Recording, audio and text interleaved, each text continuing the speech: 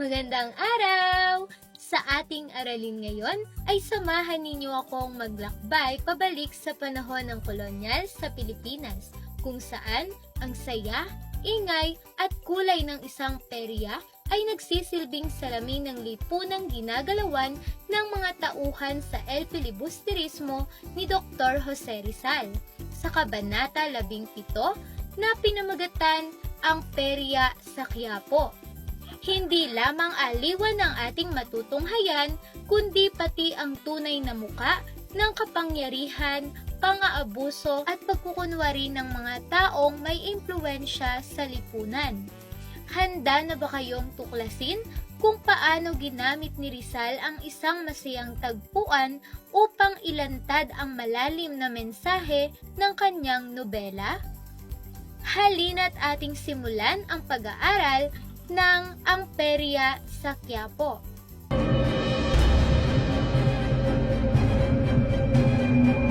Punong-puno ang perya ng mga tao na nais maglibang. Buwan ito ng Enero at malamig ang simoy ng hangin. Ang mga musika at ilaw ng mga parol ay nagpapasigla sa bawat isa.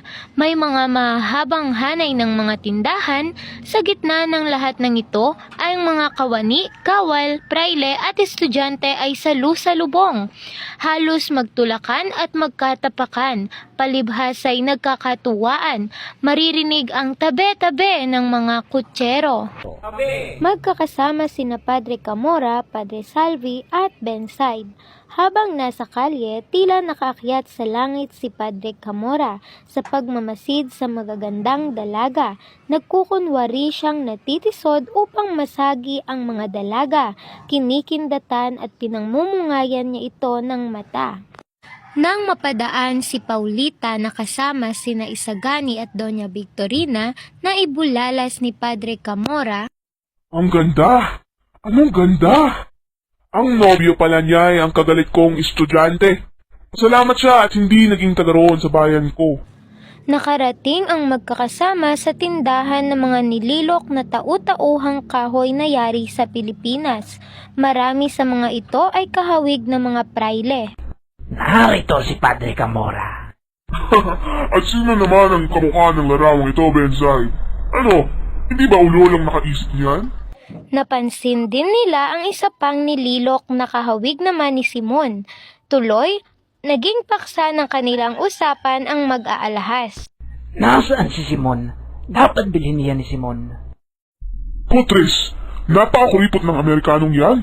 Natatakot na pagbayarin natin siya sa pagpasok sa tanghalan ni Mr. Leeds. Hindi! Nangangambang baka magipit siya. Nahuhulaan na matutuklasan ang lihim ng kanyang kababayang si Mr. Leeds.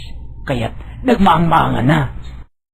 Habang patungo sila sa napapabantog na ulo, Makikilala ninyo't bawang kadayaan lamang ang salamin. Sa ulong iyan ay pinagyayabang ni Mr. Leeds.